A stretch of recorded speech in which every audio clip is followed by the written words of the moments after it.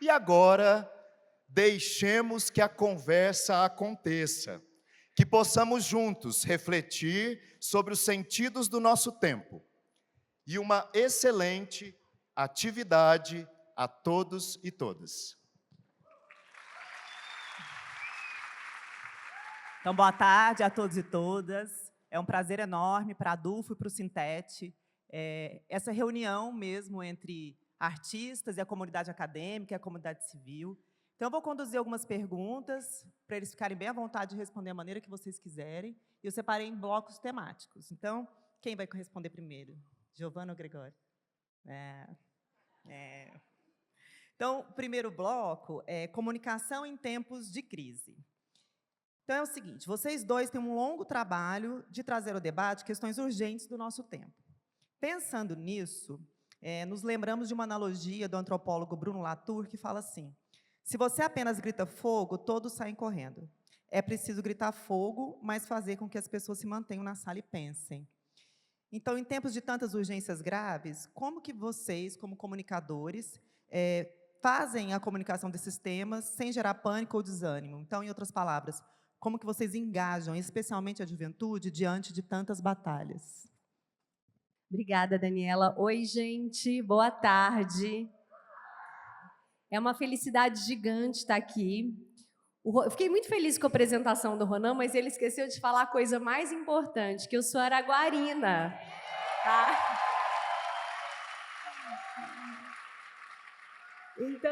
Então significa muito para mim estar aqui hoje. Eu tenho 2 irmãos que ambos se formaram nesse local, nessa universidade. Então é muito feliz para mim estar aqui junto com o Greg nesse momento tão especial. Muito obrigada pelo convite. E agradecer também Dandara, deputada Dandara, que foi quem realizou tudo isso. E que a gente tem a sorte de ter essa mulher nos representando no Congresso. Bom, Daniela, eu acho que a gente está diante de uma dificuldade muito grande, né? Porque quando eu comecei a comunicar nas redes e me ver como uma comunicadora, eu já tinha um trabalho dentro da moda sustentável, de troca de roupa. Eu comunicava num universo muito fechado à moda sustentável, né? E acredito que a moda é uma ferramenta muito poderosa para a gente comunicar várias pautas, seja ela poluição, descarte, trabalho análogo à escravidão, né? É um mercado que a gente consegue abranger todos esses temas. Mas, quando eu tive a minha primeira filha, há 8 anos atrás, foi quando eu bitolei mais nesse lugar da comunicação, quase que num lugar de uma urgência e um desespero de ver que aquela geração que estava ali nos meus braços estava com um futuro muito impactado, né? E naquela época, 8 anos atrás, eu comecei uma comunicação que era o que tinha na época e o que estava ao meu alcance na época, que era muito mudanças caseiras, como separar o seu lixo caseiro, como comprar de maneira consciente, eu acho que foi daquele tempo, né? Hoje eu acho que a gente passa por uma urgência ainda maior. A pandemia aprofundou muito as questões, a gente ficou trancado em casa justamente pela maneira como nós, humanos, lidava com a natureza, e isso me foi virando algumas chaves na minha cabeça, e eu vejo que hoje a gente foi mudando muito a maneira de comunicar e a maneira de aproximar. A gente tem uma dificuldade gigante que é lidar com a extrema-direita, né? E não só com a comunicação. E quando a gente fala sobre comunicação, a gente está diretamente lidando com a desinformação, né? Então, assim, eu acho que a comunicação hoje, a gente ficou por muito tempo no lugar de rebater uma desinformação, onde pessoas começaram a ser eleitas a presidente, né, justamente em relação à desinformação enfim, de notícias e de acontecimentos. Então, mas hoje, no estado que a gente está hoje, a urgência que a gente tem hoje, eu vejo que a comunicação também, ela nasce de uma criatividade, sabe?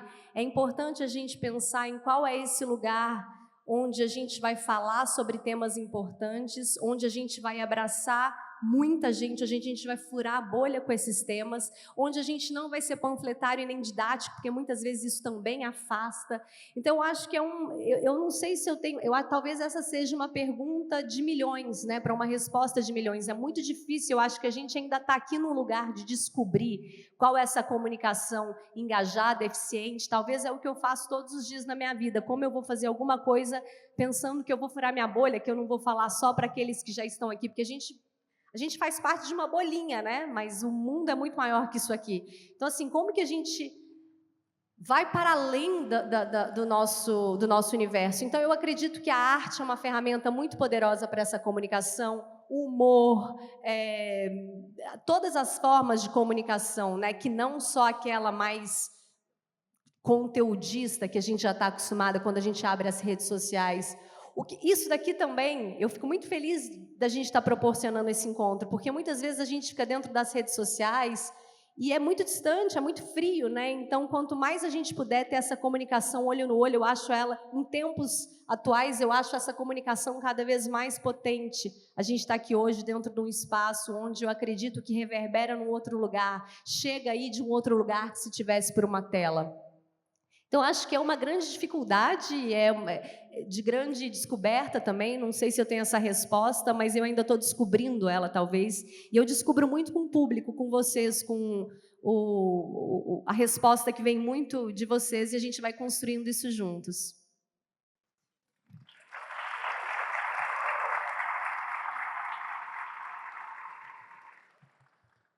Bom, boa tarde a todos, que alegria estar aqui em Uberlândia. Me sinto também do Triângulo Mineiro, porque eu sou araguarino por parte de filhas, por parte de esposa, por parte de sogra, sogro. Sou completamente triangulado. E, aliás, saudoso, um festival que eu queria muito ter conhecido, torci para já voltar, o Triangulices, né, que faziam em Araguari, que era um barato. Então, aí, quem sabe não volta, porque eu acho que eu gosto muito de verdade, me sinto em casa aqui, nessa quantidade de natureza. Minhas filhas aqui, então, elas se sentem, é lindo ver a alegria delas, né? Quando chegam, já desembarcam aqui para elas, é férias, eu fico feliz junto com elas e tal. Então, muito feliz de estar aqui pela primeira vez com um espetáculo à noite e tal, e também com a DUFO, agradecer a DUFO, agradecer a UF, que a primeira vez que eu venho nesse campus espetacular, lindo, adorei passar por aqui, que máximo, muito, muito legal esse espaço. Existe esse espaço de resistência, que é uma universidade pública. Então, muito, muito obrigado, você não está aqui. Vamos... isso, eu aposto que ajudou muito a sobreviver aos anos difíceis em que a gente viveu aí, né, os últimos 10 anos. Tenho certeza que esse espaço foi ameaçado de todas as maneiras possíveis e segue sendo. Mas vamos lá, sobre comunicação, como comunicar engajando. É ótima essa citação que você deu do Latour, e concordo com a Giovana. Acho que esse é o grande desafio mesmo. A comunicação, a comunicação sobre a mudança climática, mas não só, a comunicação sobre democracia, sobre temas áridos, é a grande dificuldade, eu acho, da esquerda, de modo geral. E acho que tem um motivo para isso. A gente tem razão. E eu acho que é muito mais difícil comunicar quando você tem razão. Porque o pior inimigo do humor, por exemplo, é a lacração. Não tem nada pior do que você ter certeza que você ser o dono da verdade. É o que te torna antipático, é o que faz a pessoa fugir. Não tem nada mais carismático do que a dúvida, certo? O palhaço, ele não tem certezas. Ao contrário, ele é uma pessoa cheia de dúvidas. O poeta também, o artista, de modo geral, ele precisa ter dúvidas. E o que aconteceu nos últimos anos é que a gente estava com muitas certezas, porque a gente tinha razão. No caso de uma pandemia, você falou, tinha razão, vai discutir o que é. Não, é porque ninguém sabe se a vacina causa, se a vacina vai te transformar num jacaré. Não, sabe sim. A gente sabe perfeitamente que é para tomar vacina. Sabia que era para ficar em casa, sabia, e mesmo depois, Bolsonaro, golpe. Depois, a gente sabia a urna eletrônica, a gente sabia que é confiável, que o voto impresso é uma fraude. Então, a gente, por ter a razão, perdeu a graça.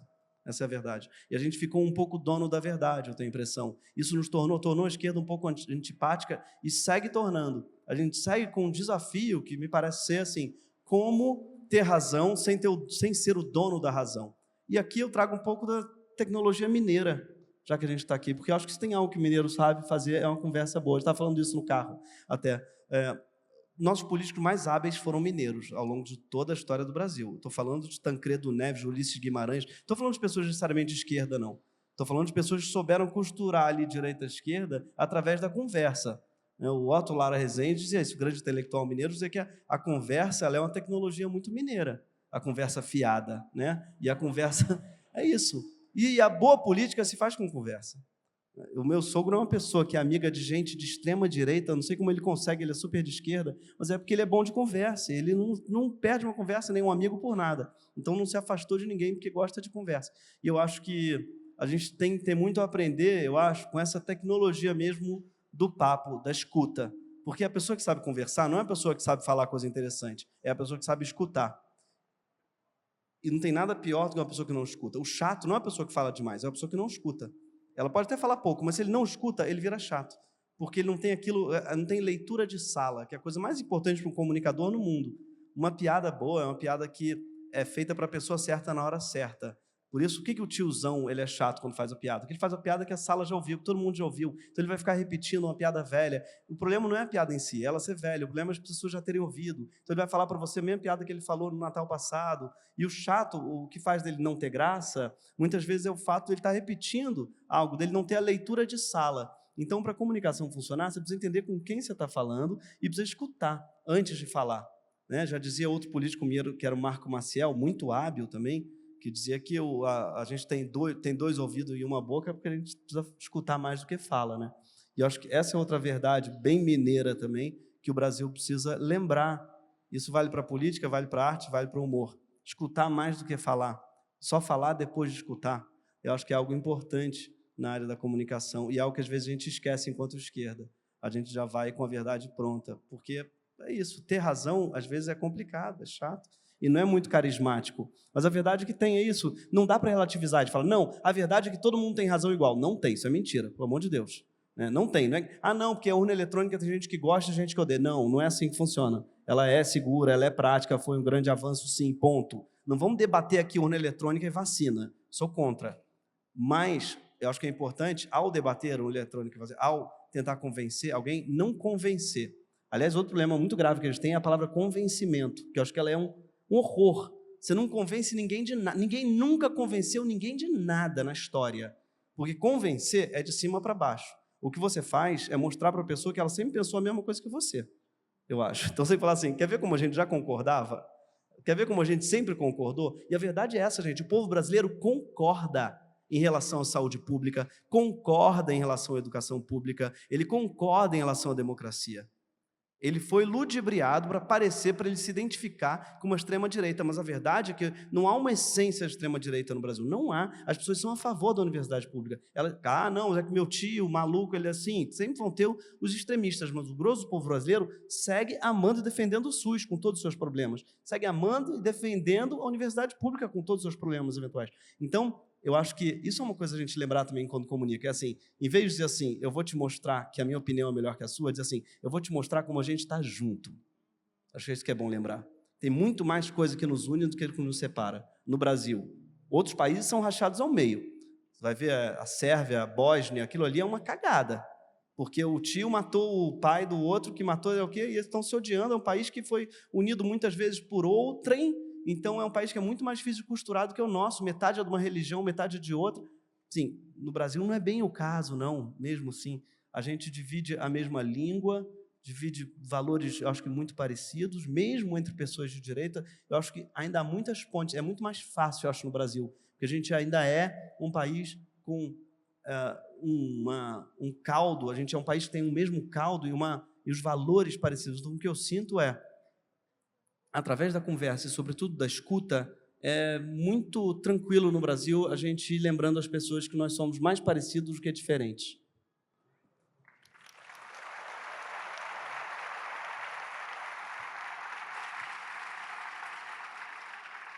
Então, nessa mesma linha, você foi falando e eu fui lembrando, a Márcia Tiburi, vocês lembram que em 2018 ela foi um programa de rádio e na hora que ela chegou lá, ela foi surpreendida por um interlocutor que era do MBL e ela não quis se sentar para fazer a entrevista. E aí ela mandou uma carta para o cara da rádio, né, dizendo que ela não acreditava, ou pelo menos que ela ela não conseguiria estabelecer um diálogo com pessoas que, de alguma maneira, pudessem fazer falas negacionistas, fascistas, e que isso, em certa medida, comprometeria a própria democracia. Então, vocês acham que tem um limite? Porque você está falando dessa coisa, do que a gente tem em comum, mas tem um limite onde não dá mais para seguir com a conversa e que tem que ser interrompido, para até não dar abertura para desconstrução mesmo de coisas importantes para a gente? Eu acho que tem a perversidade e a massa de manobra, né? São duas coisas distintas. Então, acho que quando a gente fala de extrema-direita, esses que não têm diálogo, ou esses que estão ali em cima, criando leis para ferrar a gente, para ferrar o país, eu acho que com esses realmente não tem diálogo. Mas existe uma galera que está ali muito sem referência, né? E precisando de um discurso e de uma voz e até de uma proteção. Eu acho que a extrema-direita ela ganha muito nesse lugar onde o Estado não chega, né? Essa proteção que ela dá, o negacionismo vem muito disso, né? É muito mais fácil você acreditar que não está acontecendo nada do clima do que você, de fato, entender que está acontecendo alguma coisa com o clima e que a gente tem que fazer alguma coisa sobre isso. É muito mais quentinho se você ficar no negacionismo, muitas vezes. Então, eu vejo que com essas pessoas, para mim, existe diálogo e, enfim... Mas eu acho que tem um extremo que não existe como. Um ótimo exemplo é que a Manuela Dávila foi no Globo News fazer uma fala sobre feminismo com aquela Cíntia Chagas, que é uma mineira também. E a Cíntia é uma mulher da extrema-direita, né, mas que teve alguma violência doméstica com o marido, com o ex-marido, e elas conversaram com muita elegância, né? Foi um diálogo com muita elegância. Então, acho que, assim... Às vezes, eu acho que tem casos e casos. Às vezes dá para conversar, mas quando vai para um lado da perversidade, onde aquelas pessoas têm poder para ferrar quem está embaixo, aí eu acho que não tem muito diálogo, não. Perfeito. Eu acho que essa diferença é mesmo muito importante de fazer, que a Giovana trouxe. Eu não perdoo o Onyx Lorenzoni. Eu não perdoo o Paulo Guedes. Agora, a pessoa que foi ludibriada por eles, eu perdoo. Porque ela foi, sim, uma vítima de um sistema que a enganou. Ela foi ferrada por um algoritmo. Por isso eu não perdoo Elon Musk, nunca vou perdoar Mark Zuckerberg, não vou perdoar os barões do poder que ludibriaram pessoas e destruíram famílias. Agora, aquele pai de família que foi fudido, ferrado por um algoritmo, ele é uma vítima também, e eu acho que ele é resgatável. Por isso é muito importante saber distinguir o joio do trigo, e muito importante mesmo falar com pessoas que eu acredito que são resgatáveis. Aconteceu isso, inclusive, em Araguari, tá? Com o Jones Manuel, que foi ao podcast Três Irmãos, já matei um irmão, tadinho. Que era um podcast completamente bolsonarista, e o Jones teve a paciência e a inteligência de ir lá. Quando viu, os caras estão completamente manuelizados, comunistas, sei lá o que virou. De repente, o cara falou ali uma coisa maravilhosa, o sujeito. Como é o nome dele? Chorró, é isso? Ele falou assim, a gente chamou o Jones Manuel aqui para debater, e a gente descobriu que não tem ninguém inteligente na direita. E aí, as pessoas falam, mas só chamaram gente de direita burro. É que a gente não encontrou ninguém bom. E os caras foram se descobrindo. Eles foram se descobrindo de esquerda. Então, o que o Jones fez foi um trabalho socrático, que é muito importante se fazer, não é? Sócrates, o filósofo, não o jogador de futebol. Os dois brilhantes. Na verdade, o filósofo foi batizado assim em homenagem ao nosso jogador de futebol. Que o cara era fã da democracia corintiana, o pai dele. E aí batizou o filho de Sócrates. E é um sujeito quase tão legal, o Sócrates grego, quase tão legal quanto o nosso Sócrates.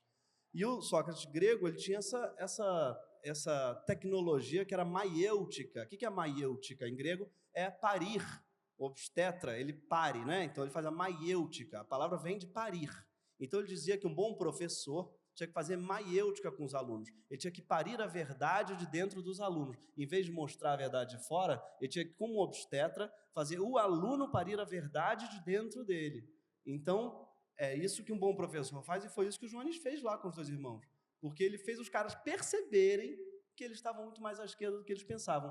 Me pergunta se eu não conseguiria, nem teria paciência, nem vontade, nem tempo, porque é um tempo, imagina. E lá, que cada podcast tem 3 horas, sei lá, 2 horas que eles ficam falando, mas eu acho lindo o que ele fez, e eu acho que tem um caminho, sabe? O Jones apontou um caminho.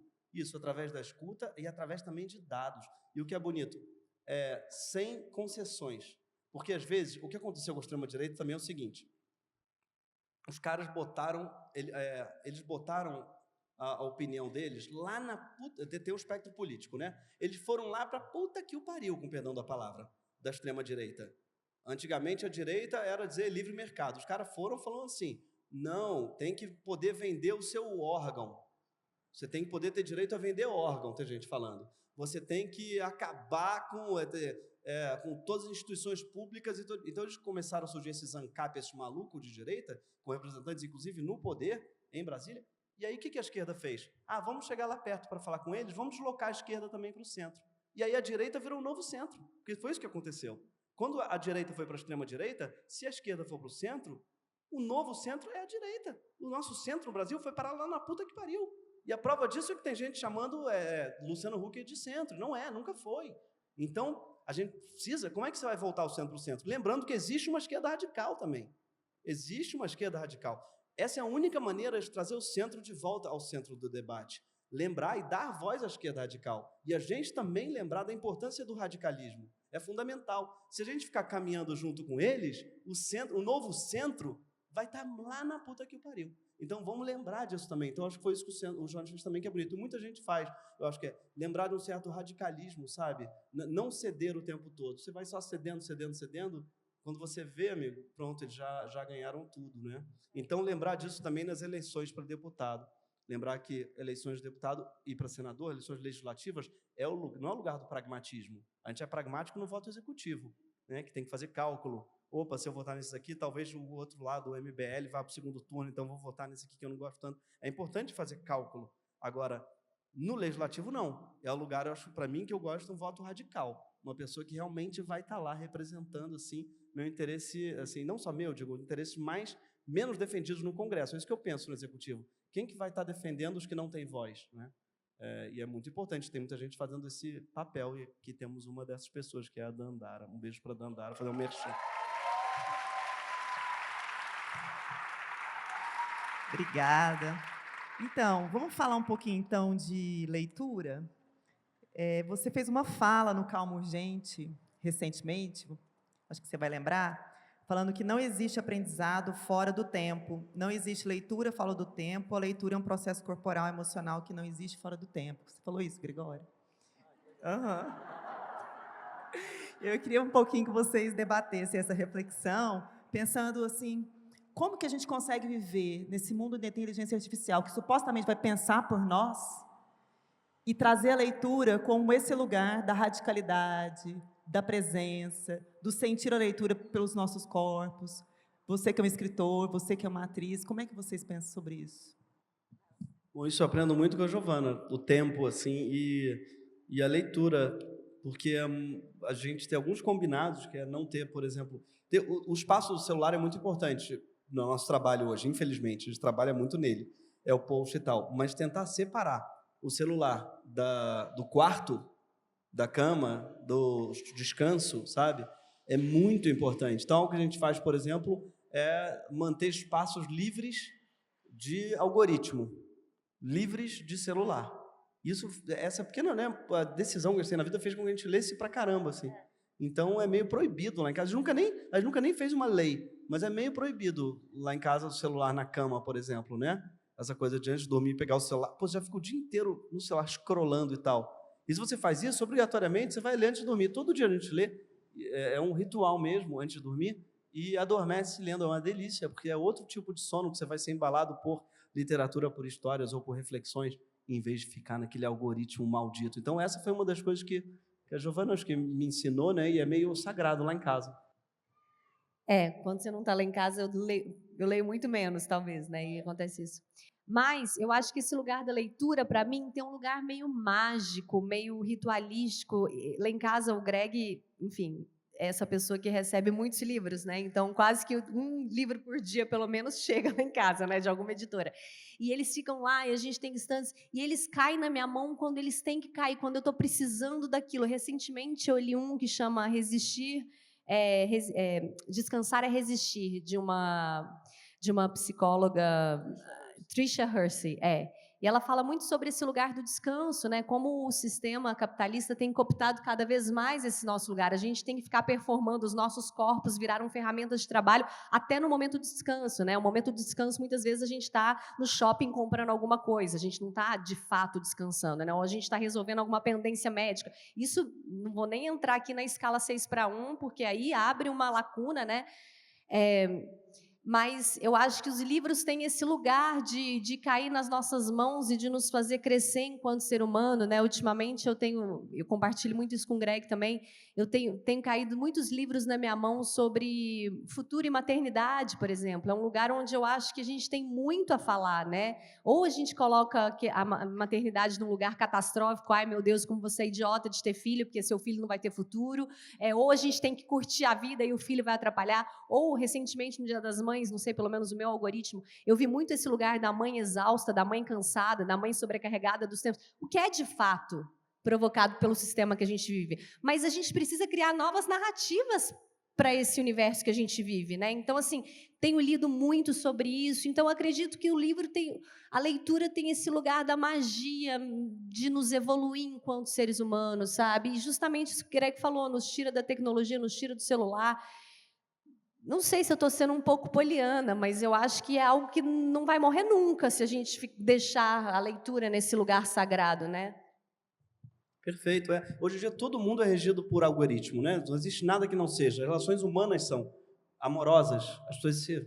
Né? Mas aí eu vou fazer, quando a gente vai para um lugar, mesmo Araguari, né, quando a gente vai na casa de um amigo meu, enfim, tem a tecnologia, obviamente, não é que tem, mas tem uma vida mais interiorana, na fazenda, ou quando a gente vai para os povos do território, né, são conversas que não são baseadas no algoritmo. Isso é muito rico. Você não fala com eles sobre o que está acontecendo no Instagram, sobre o que está acontecendo no bebê. Não, é tipo sobre o tempo, sobre a terra, sobre conhecimentos daquela vida cotidiana. Eu acho que isso é muito rico, né?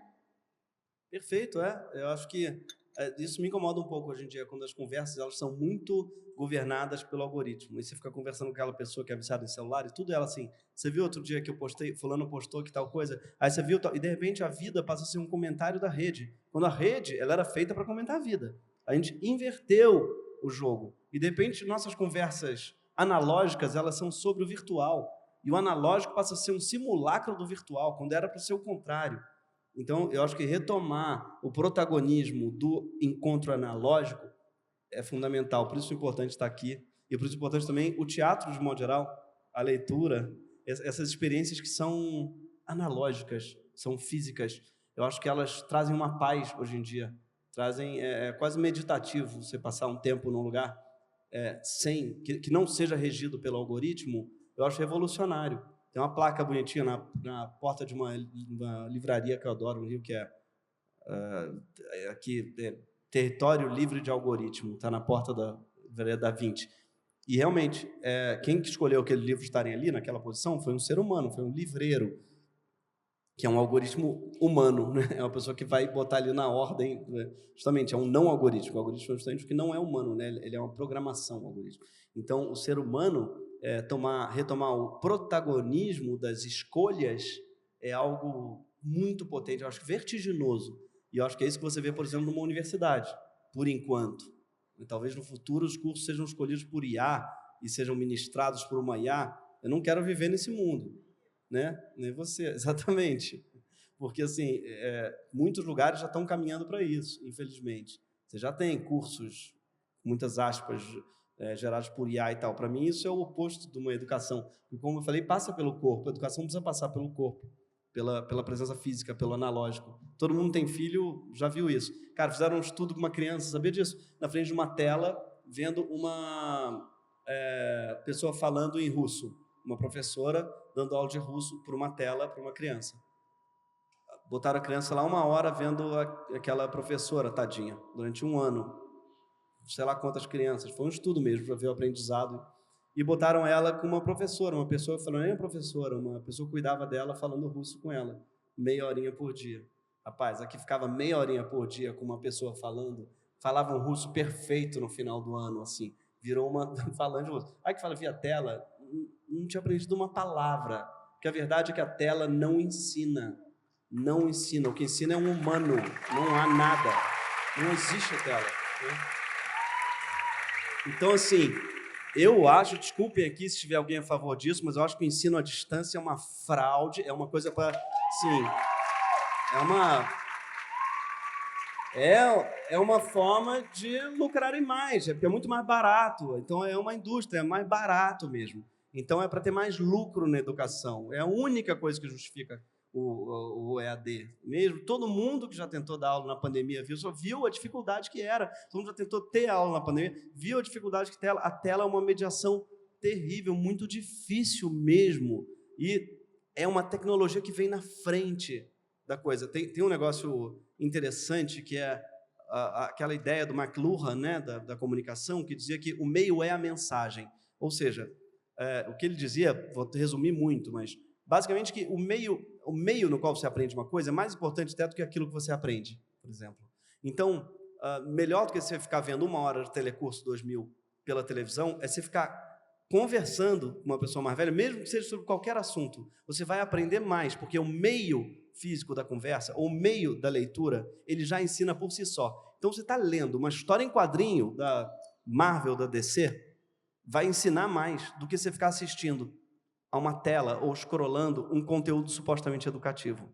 Porque a tela deseduca, enquanto o analógico educa. A leitura, ela é por si só educativa, mesmo que o conteúdo não o seja. Esses daí que estão descobrindo cada vez mais. Porque sabe que toda leitura é meditativa? A partir dos primeiros 5 minutos de leitura, você entra num estado, se tudo der certo, que é um estado muito próximo à meditação. Isso daí já foi comprovado também neurologicamente. O seu cérebro entra na leitura, num estado que chamamos de leitura profunda, que é um estado meditativo e altamente produtivo em termos neuronais. Tá? Aquele estado, sabe aquele estado que quando te chamam você não ouve? Porque você está lendo?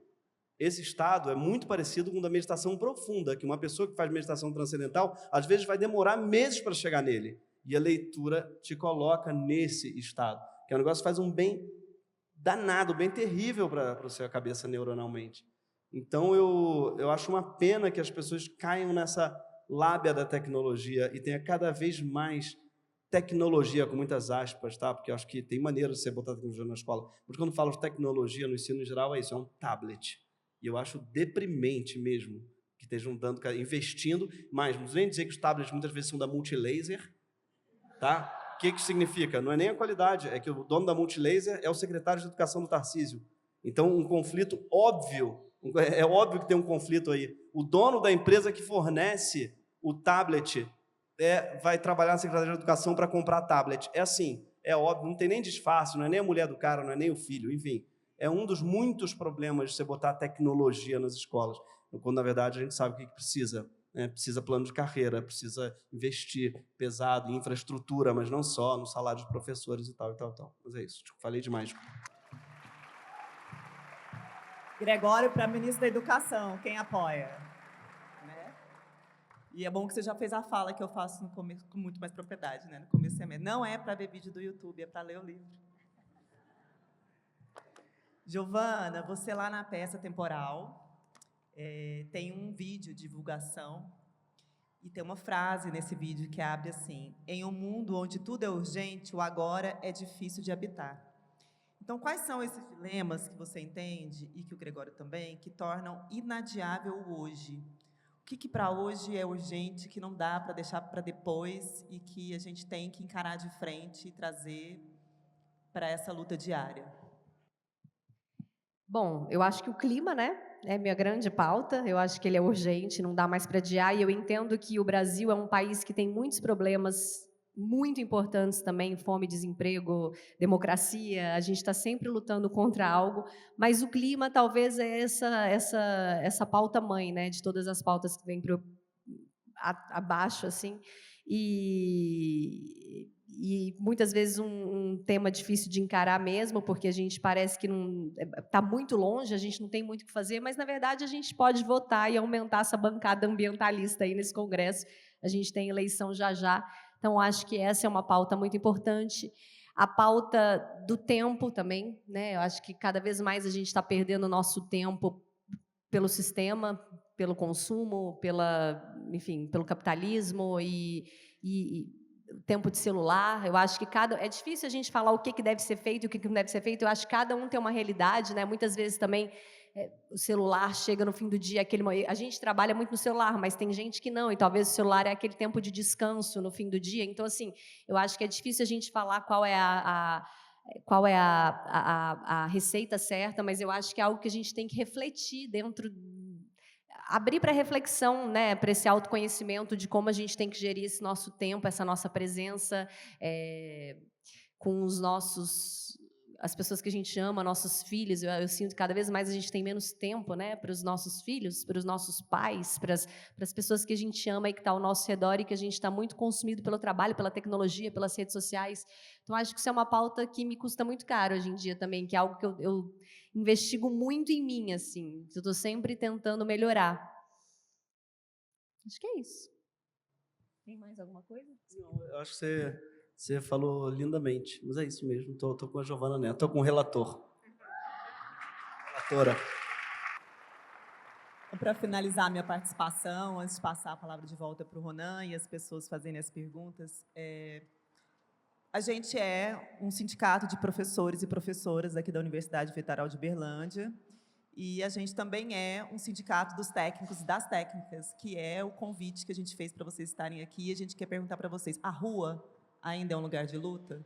Porque o sindicalista está sempre na rua, né? Esse é o nosso lugar. E aí eu queria saber de vocês: a rua ainda, vocês acham que a rua ainda move? O estar na rua ainda é importante? Extremamente, eu acho. Eu acho que o ativismo de sofá foi na época da pandemia. Agora eu acho que a gente tem que ir para a rua sempre que der, né?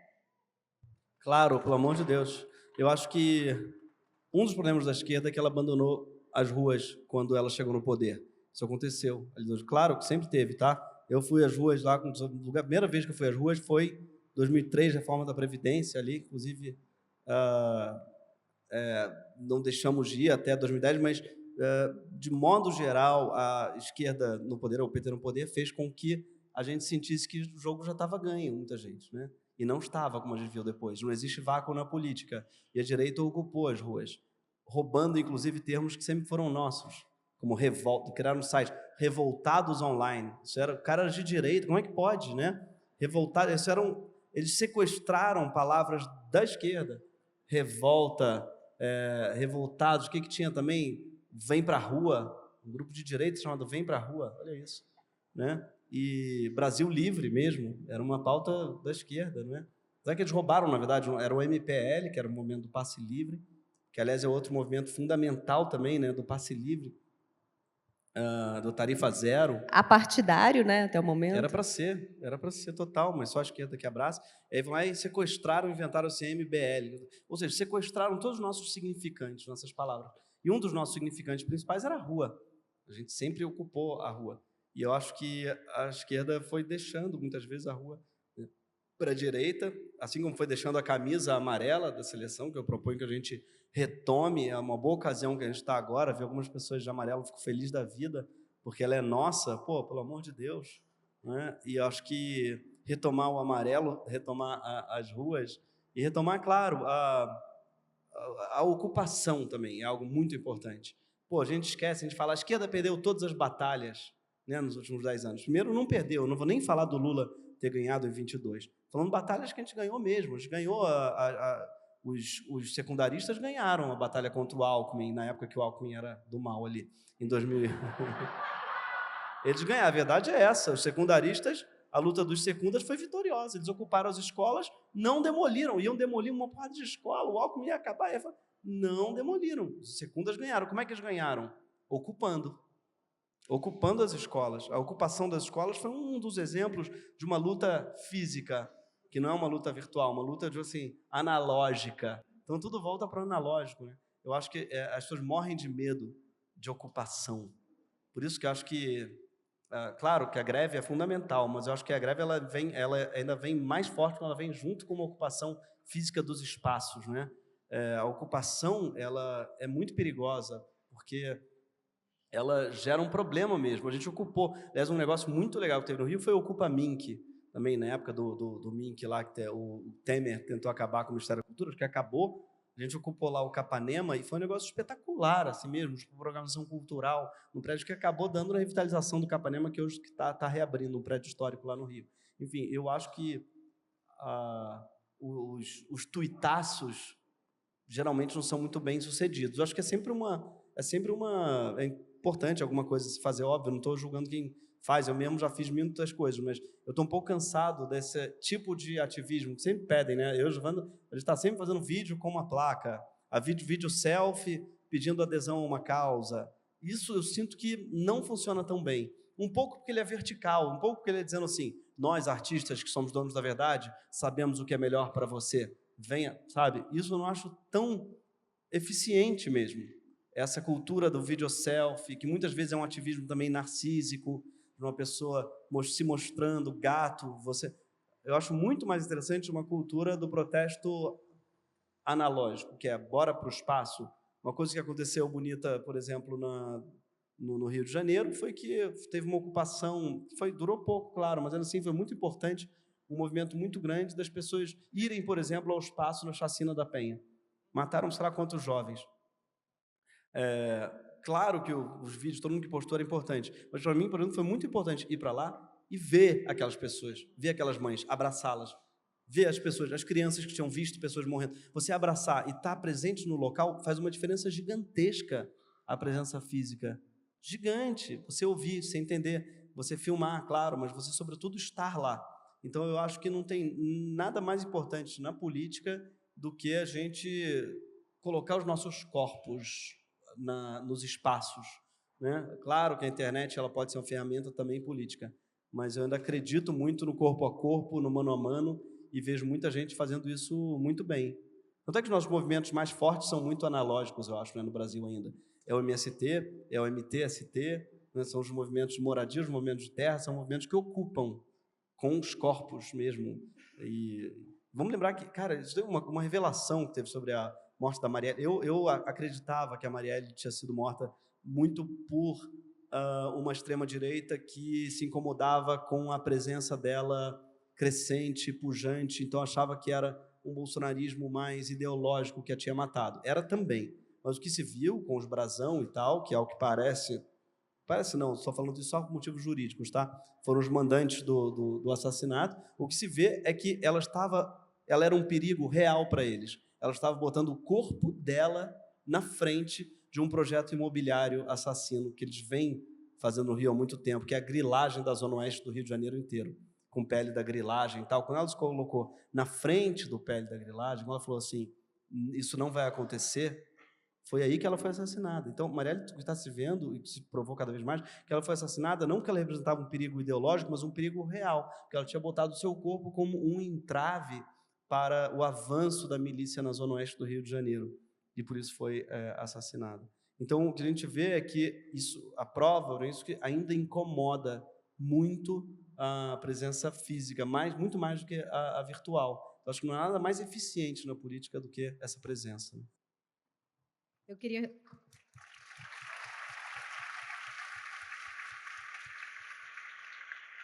Complementando o que o Greg falou, recentemente a gente teve um movimento indígena que se posicionou também com seus corpos na Cargill, né, ali no Rio Tapajós, onde a Cargill queria, enfim, leiloar o Rio Tapajós, aquela imensidão, para escoar soja, e eles falaram, a gente vai ocupar e a gente não sai daqui enquanto vocês não revogarem isso. E revogaram, né? O presidente Lula revogou, deu 8 dias de ocupação, no 9º dia, no 10º dia já estava... Então, assim, como é importante a gente colocar os corpos ali em relação a isso.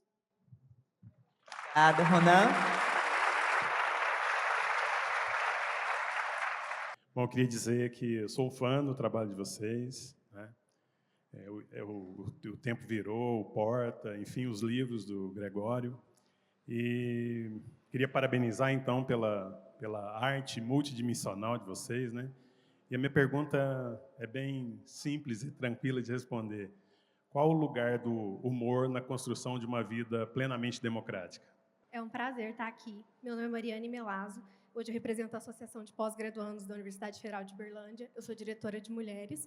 E a minha pergunta hoje é, em um contexto em que as disputas de narrativa acontecem cada vez mais nas plataformas digitais e a gente vê o fortalecimento desses discursos, principalmente misóginos, qual que é o papel do pesquisador para nós, enquanto pós-graduandos, e do comunicador para conseguir contornar esse tipo de situação? Obrigada, gente. Eu já te conhecia, né? Eu te vejo todo dia. Não conhecia a Giovana. Prazer, Giovana, você é uma fofa. E eu falo demais, aí me falaram, você só tem 2 minutos, então eu cortei um tanto de coisa aqui. Já fui apresentada, né? E, como já foi dito até em Juá, a internet criou, então, um enorme mosaico, né? Onde antes havia o que você falou e você também. Havia núcleos bem delineados, né, de produção de informação e de conhecimento.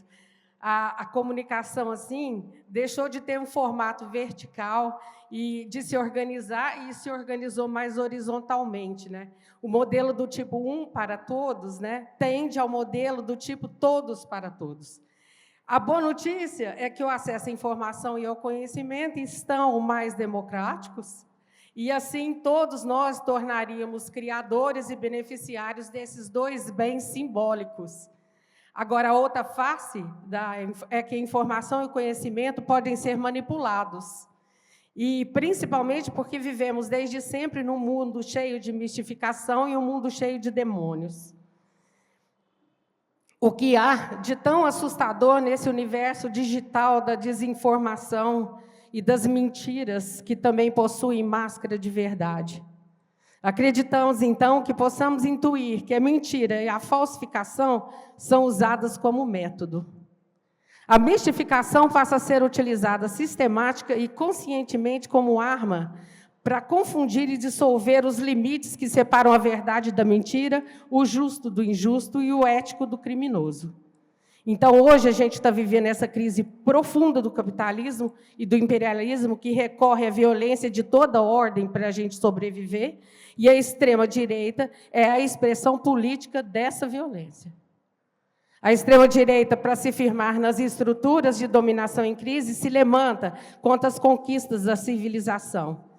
E aí, agora, só para terminar, eu falo, defender a busca de conhecimento baseado em evidências reais, defender a arte, a cultura, defender as instituições democráticas, os direitos conquistados, deve ser uma luta presencial e virtual, para a gente usar o termo de hoje, né? E a célebre crítica de Humberto Eco sobre as redes sociais, que foi feita em 2015, fala sobre isso. A internet deu voz a uma legião de imbecis que antes falavam apenas nos bares, sem prejudicar a coletividade. É contra isso que a gente deve se organizar e lutar. É isso. Boa tarde a todos. Estava assistindo um vídeo seu agora mesmo sobre como produzir uma vela, né, e como nós podemos descansar, né, e ter um tempo de ócio, enfim. E sou um grande fã também, né, do Porta dos Fundos, todo letrólogo, né, o Gregório. Então, grandes profissionais que estão aqui hoje. A minha pergunta é especificamente sobre a cultura. Há muito tem discutido com alguns professores e estudantes também, referente como no agravamento do capitalismo, né, nós temos cada vez mais nos preocupado com as nossas questões pessoais e deixando as nossas atuações coletivas, né? E depois que passou a pandemia, a gente percebeu que nas universidades, especificamente na UFO, a gente tem perdido o sentido da cultura universitária, né? Nós temos uma cultura que pode nos caracterizar como pertencentes e sermos brasileiros, né? Mas nós temos uma cultura que também está intrínseca a esse espaço que a gente está aqui, né? A cultura de pertencer à UFO, a cultura de ser estudante, de ser professor, de ser técnico na Universidade Federal de Uberlândia. E parece que nós estamos em várias bolhas, nós somos muitas bolhas. A bolha das atléticas, dos diretórios acadêmicos, enfim. E, recentemente, né, a gente tem desenvolvido um trabalho importante junto às repúblicas, justamente para que a gente consiga conviver mais com essa questão coletiva, né, da vida coletiva. Então, queria que você pudesse pontuar para a gente como que as universidades brasileiras vão conseguir manter a cultura da universidade viva, né? Como nós vamos nos sentir pertencentes a essa universidade, às outras universidades, no sentido de mantermos a cultura das universidades vivas, né, para que os estudantes consigam permanecer aqui dentro e fazer sentido, né, ao fazer a universidade também dos próprios profissionais, professores e técnicos também, que muitas das vezes não se sentem mais representados ou pertencentes às universidades. Mas é isso. Muito obrigado. Como é bom poder realizar sonhos, não é mesmo? Eu estou realizando um super sonho aqui hoje. Imagina saber que esses dois vêm todas as férias aqui para Paraguari, descem em Uberlândia, tinha que vir na UFO. Bem-vindos à nossa casa. Obrigada por estarem aqui. Esse é um ano realmente muito desafiador para nós. Obrigada. E a esquerda brasileira tem que realmente se organizar e pensar para além do óbvio. Organizar e projetar os sonhos do povo brasileiro. E eu sinto, Gregório, que no fundo, a gente, além de produzir mediações, está deixando de representar os desejos mais profundos das pessoas. Por que nesse momento nós conseguimos aprovar o fim da escala 6x1 na Câmara com mais de 470 votos? É porque tem 400 deputados que apoiam o fim da escala 6x1? Não. É a pressão que nós produzimos na sociedade de fora para dentro. E por que essa pressão deu certo? Porque isso respondeu um anseio do povo brasileiro. Porque é algo concreto, material, objetivo. Nós precisamos reduzir a jornada de trabalho. Agora, eu penso também que a gente tem que disputar para além. Quando a gente aprovar o fim da escala 6x1 no Senado, nós temos que dizer o que vai ser esse outro dia de descanso. Porque eu não quero mais um dia da mulher lavando vasilha e limpando casa. Então, o que vai ser esse outro dia? E nós chegamos no fim da escala 6x1 e também paramos, não projetamos o que é esse outro dia. E, para além disso, enfrentar o andar de cima, enfrentar esse sistema financeiro. Nós estamos debatendo agora no Congresso a regulamentação das Big Techs. Mas mais do que regulamentar o sistema, nós precisamos atribuir responsabilidades a esse sistema que lucra com as fake news, com a desinformação a todo momento. O PL das fake news está parado na Câmara. Nós temos que retomar a votação desse projeto. E, para além disso, num ano tão importante como esse, nós precisamos de ir para a rua não só para pedir voto. Nós temos para disputar imaginários, sonhos, dialogar com as pessoas. Então, queria que vocês falassem também um pouco sobre isso. A necessidade e a importância da gente projetar mais o futuro, apontar mais para frente e não ter medo, não se acovardar de ousar, revolucionar e transformar os espaços de poder. Contem comigo, com o nosso trabalho. Obrigada por vocês estarem aqui. Boa tarde, todo mundo. Boa tarde, Giovana, Gregório, minha amiga Daniela. Eu faço parte da diretoria da ADUFO e eu escutei com muita atenção, com muito interesse já os comentários de vocês. Vi que o Gregório, principalmente, foi muito explícito na questão das novas tecnologias na educação e a posição que você ocupa, mas eu não poderia deixar de perguntar novamente sobre essa questão que, nesse momento em especial, para nós aqui dentro da universidade, mas de todas as universidades brasileiras, é muito importante. A gente, há muito tempo, vem discutindo, e às vezes assim, até de forma opositora, a questão do presencial com educação à distância, semipresencial, ensino remoto. Então, eu fiz no celular, mas eu falei, gente, eu não posso chegar lá, como professora que sou, lendo no celular, porque isso não me representa. Aí eu falei, não, eu vou escrever e vou, então, ler aqui a pergunta que eu quero colocar para vocês, embora vocês já tenham comentado, né? Então, há quem trate a educação presencial como um modelo antigo, caro e ineficiente. Isso principalmente quando se trata de educação pública, né? Porque é muito fácil falar que para o povo as coisas são caras, né?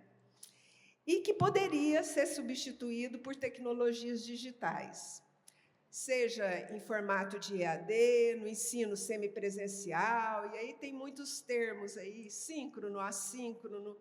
Então, pensando nessa nossa realidade, e diante do tema do nosso encontro, né, os sentidos do nosso tempo, como vocês, que são artistas, que trabalham com a presença, que trabalham com a empatia, com a possibilidade de experimentar. Vocês são jovens, mas vocês experimentam, todo mundo pode, mas experimenta o que um velho poderia sentir numa determinada peça. Né? Então, vocês que trabalham com o corpo, com a cultura, com a arte, né? Pensando nesse tema nosso, dos sentidos do nosso tempo, como que vocês se posicionam em relação à presença física na construção da cultura, da comunicação, do pensamento coletivo e da educação? E, se eu puder, tem mais um segundo? Um segundo. Não estava no combinado, não. Mas pensando especialmente na Giovana, mas não só para ela. A gente que é mulher, mas os homens também podem, né? Não quer dizer que mulher não entende homem, homem não entende mulher, né? Ao contrário. Mas pensando, eu queria propor uma questão assim muito importante para mim, principalmente, que sou uma mulher, hoje velha, né? Mas velha, entendam, o tempo passa para todo mundo, eu também. Eu sou mais velha do que vocês, por exemplo.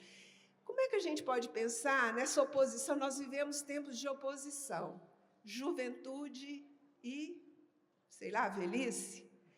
O que vocês acham disso, né? Então, é isso. Muito obrigada para todo mundo e muito obrigada para vocês.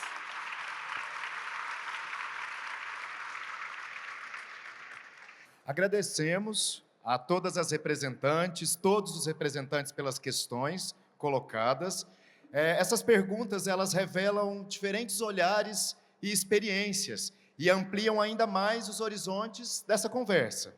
E é justamente desse encontro entre perspectivas que o diálogo se fortalece.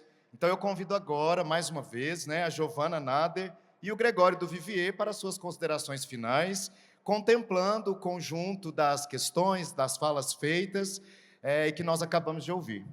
Bom, obrigada por todas as provocações. Eu adoro esses espaços, porque a gente já está aqui nesse lugar, mas vocês também provocam tanto na gente, a gente sai daqui pensando tantas coisas. O papel do pesquisador e do comunicador, né? Eu acho que o pesquisador tem toda essa profundidade do conhecimento, da técnica, né? Desse rito mesmo, né? De entrar dentro de um cubículo e pesquisar e questionar, o que o comunicador não tem, muitas vezes, esse expertise, esse lugar de conhecimento. Então, acho que o pesquisador e o comunicador estão num lugar muito de ponte, né? Porque, muitas vezes, o que vem do pesquisador são dados muito técnicos, muito científicos, difíceis de colocar para muita gente. E o comunicador tem esse poder de pegar, de tentar, de entender, né? De dialogar com o pesquisador, de entender esse lugar mais profundo, técnico, e de fazer isso de uma linguagem onde muita gente entende. Então, eu entendo muito como uma ponte e um trabalho totalmente em conjunto. E aí, depois também veio esse lugar das redes, né? Esse lugar das redes sociais e da internet, da tecnologia, como uma poderosa ferramenta de organização. A gente falou muito mal da internet aqui, mas a gente também tem que reconhecer que ela teve um papel muito importante no nosso lugar de articulação de rede, de grupo, né? De tudo isso que está acontecendo, escala 6:1, todas essas mobilizações que vem acontecendo, mesmo as bets agora, né? A gente tem esse exemplo na Copa do Mundo, onde as bets separou, dividiu em dois, né? O jogador que apoia a Bet e os que não apoiam, Endrick, Mbappé, que estão sendo louvável, ou o Casimiro, o Cazé, que estava com tudo na mão para ser uma grande transmissão aí da Copa do Mundo, quando vê tá só Bet, como ele está apanhando e como ele já mudou muito o seu discurso, né? Desde que a Copa começou, e tudo isso está acontecendo por uma pressão nossa na internet.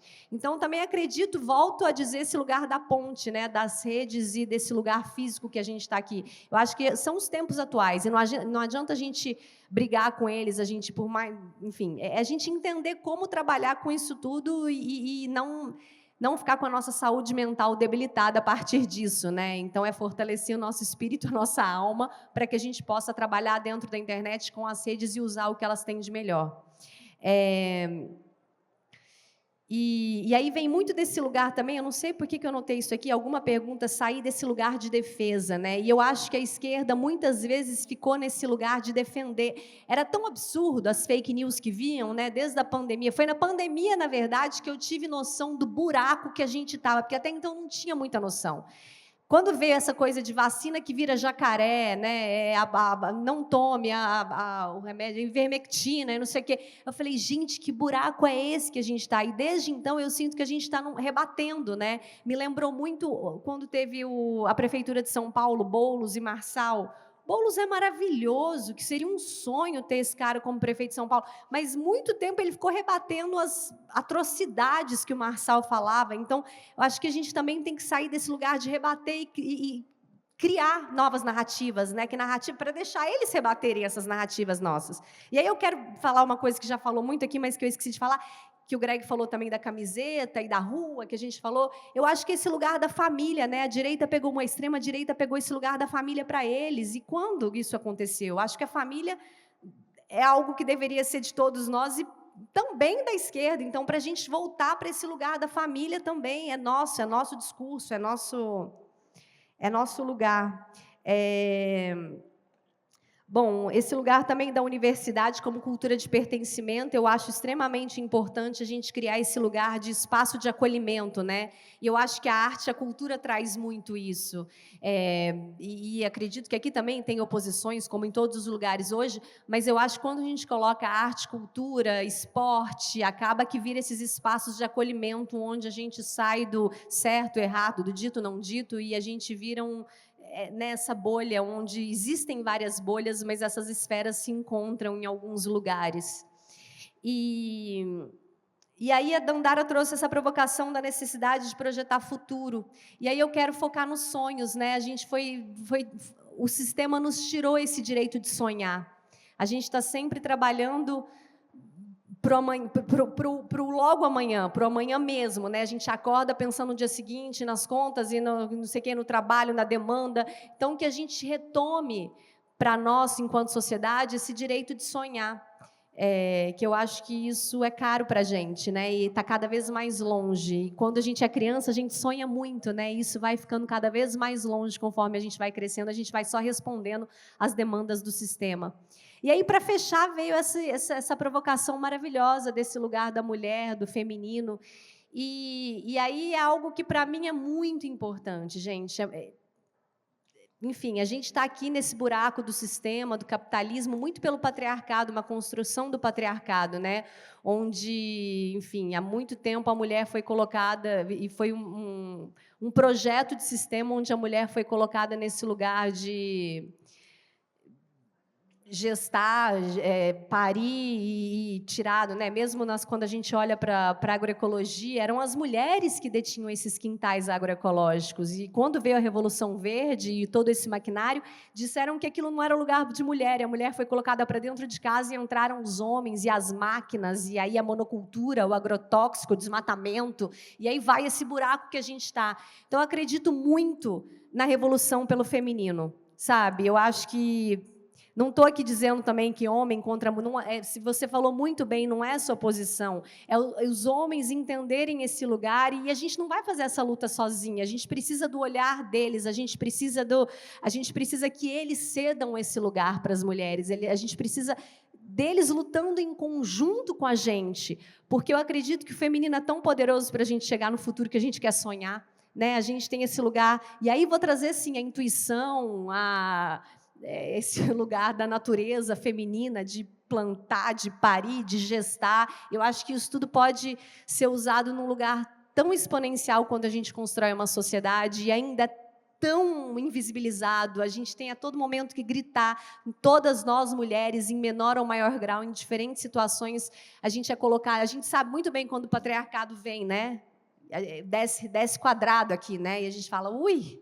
Tá, mas a gente tem que entender e acordar todos os dias sabendo que o mundo hoje é assim. Como é que a gente se fortalece para a gente lutar contra esse sistema? Então, acho que vai um pouco da juventude, do etarismo e todas essas discussões tão importantes, é olhar com mais, não digo nem com mais carinho, com mais atenção ao feminino, porque eu acho que esse feminino pode mudar o mundo. É isso, muito obrigada.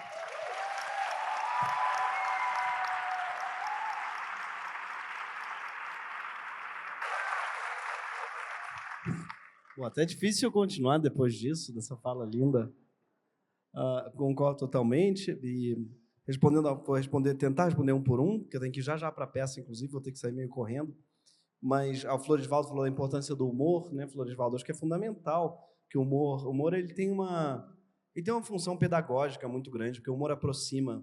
O humor ele é uma grande cimente-cola social. Toda amizade começa com uma piada interna, não é? A gente sabe que é amigo de alguém quando a gente ri da mesma coisa, a gente não precisa nem falar e você já ri. Então, o humor ele cria laços. Então, num país dividido, o humor ele pode nos reunir, ele pode ajudar a nos lembrar que tem muito mais que nos une do que nos separa. Então, eu acho que essa é uma das funções do humor mesmo. Eu faço uma peça que é sobre língua portuguesa, então tem uma coisa bonita de as pessoas riem, independente do seu posicionamento político. Volta e meia, eu vejo que a plateia está rindo, um senhorzinho, uma criança, às vezes estão rindo da mesma coisa, eles não combinaram. E tem algo bonito do riso, que é quando você ri de alguma coisa, da mesma coisa que a pessoa do seu lado está rindo, sem combinar, você lembra que vocês têm tanto em comum, porque vocês não ensaiaram essa risada. E a mesma coisa fez vocês rirem, como se fosse ensaiado. E o humor, quando eu vejo a plateia rindo junto, eu acho que todo o humor ele cria uma comunidade através do riso. Toda a plateia de um teatro é uma comunidade. É por isso que eu amo o teatro, porque o teatro é um lugar em que as pessoas elas se comovem. Comover, inclusive, vem daí, né? Vem de se mover coletivamente. Então, o teatro é uma forma de transporte coletivo. Num país tão fraturado, é muito lindo mesmo ver as pessoas se movendo coletivamente. Então, o humor e o teatro ele tem essa função para mim, que é unir, ser essa cola social, né? Num país fraturado é fundamental. Então, eu acho muito importante. Tem aquela frase da Kollontai, bonita, né? Que lembra o que a Giovana falou, que a revolução será feminista ou ela não será. E eu acho que isso vale também para todas as nossas lutas, ela será negra ou ela não será. E ela também, na minha opinião, a revolução será engraçada ou ela não será. Porque eu acho que é importante lembrar que o humor, ele é feito Deus. Nietzsche dizia, eu não acredito num Deus que não saiba dançar, eu não acredito num Deus que não saiba rir de si mesmo, sabe? Então, que o riso, ele nos lembre, eu acho, da nossa humanidade, que a gente não perca o riso, nem a ternura, já dizia o Che, que está no boné do nosso amigo ali, não é? É isso aí, sem perder a ternura jamais, não é, Ivan? Jamás. Endurecer, pero sin perder a ternura. Então, lembrar que às vezes a luta é dura, mas o humor ele não é contraditório com a luta, é o contrário. Né? Como diz, tem um cartaz bonito na Parada Gay de São Paulo, que era fervo também é luta. Eles andavam com esse cartaz, que eu acho uma frase linda, um lema lindo, fervo também é luta. Humor também é luta, graça também é luta, tem várias maneiras de lutar. E acho que a Mariane falou da misoginia, que a Giovana já falou lindamente, a Gilberta falou lindamente, não entendi exatamente a pergunta, mas estou de acordo com tudo. Arthur, fiquei procurando a pergunta ali, não achei, mas estamos aí, tá certo. O Arthur falou da cultura da universidade viva, que eu acho que uma das maneiras de manter essa cultura viva da universidade são com encontros como esse, usar os espaços, como usar um ginásio para isso, usar os espaços da universidade para encontros presenciais e falar sobre cultura é fundamental. Aliás, a cultura tem essa função, né? Então, lembrar que a cultura tem essa função da celebração e da união das pessoas, assim como o humor, ela nos une. Então, usar a universidade para encontros culturais e shows, que eu soube que tem vários shows aqui, inclusive, incríveis, então usar cada vez mais para show também é muito importante, assim, lembrar que a universidade também é um espaço de cultura, de encontros culturais. Via Dandara falou lindamente sobre ousar sonhar, lembrar do espaço do sonho é muito fundamental, isso que ela falou é lindo. O fim da escala 6x1 foi uma grande vitória, mas ele ainda é pouco, acho que ele é o início de uma grande luta, que é uma luta pelo lazer também, é uma luta pela cultura, é uma luta pelo direito à cultura, lembrar que a cultura é um direito, lembrar que o descanso é um direito, não é? O Lafargue, que é um cara que eu adoro, ele era sobrinho do Marx, e ele continuou o trabalho do Marx e o divulgou para muita gente. Ele tem um livro lindo, que é O Direito à Preguiça. Não fez tanto sucesso quanto Marx, um pouco porque era uma certa provocação, claro, mas lembrar que a preguiça também é um direito, porque a esquerda fala muito de trabalho, e tem razão de falar, porque o trabalho é um direito, óbvio, mas o que eu achei mais bonito da luta contra a escala 6x1, pelo fim da escala 6x1, essa luta ela foi também uma luta muito importante para lembrar que existe vida além do trabalho. E esse, inclusive, foi o slogan, né, de parte da luta, vida além do trabalho. Esse é um slogan muito importante. A esquerda lembrar que o trabalho é importante, claro, mas mais importante é a vida, é fundamental, e eu acho que é uma grande mudança uma esquerda tradicional que é muito trabalhista. Mas cada vez mais ela vai precisar ir além do trabalho, a esquerda. Até porque as pessoas não se identificam mais com a categoria trabalhador.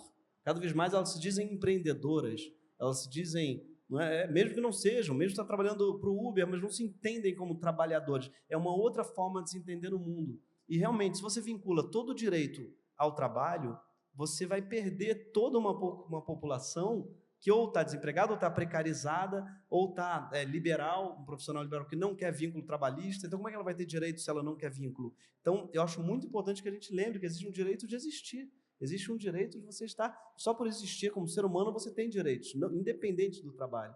Então, lembrar que existe vida além do trabalho é muito importante, e lembrar que existe cultura, e que a cultura ela é um direito. A cultura ela é um direito humano, sabe? Ela precisa... Por isso é importante ter políticas culturais.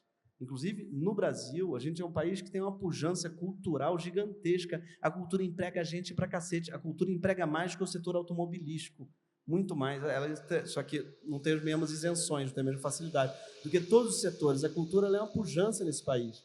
Então, lembrar disso, do poder também político, financeiro, ideológico da cultura, também é muito importante, é outra coisa que eu sonho. E eu acho que lembrar da radicalidade, acho que é uma coisa que a Dandara também trouxe muito importante. Lembrar do sonho. A gente, às vezes, fica ali batalhando por uma coisa ou outra, por exemplo, bet. Agora a luta é para que as bets não anunciem mais no Instagram. Eu acho importante, mas eu sou a favor da proibição completa. Vamos lembrar, vamos ser radical, entendeu? Isso é absurdo. E mais, gente, porque, na verdade, é proibido. Vamos lembrar disso? É proibido. Cassino no Brasil é proibido. Não é proibido? É proibido. Por que você fizer um cassino online pode?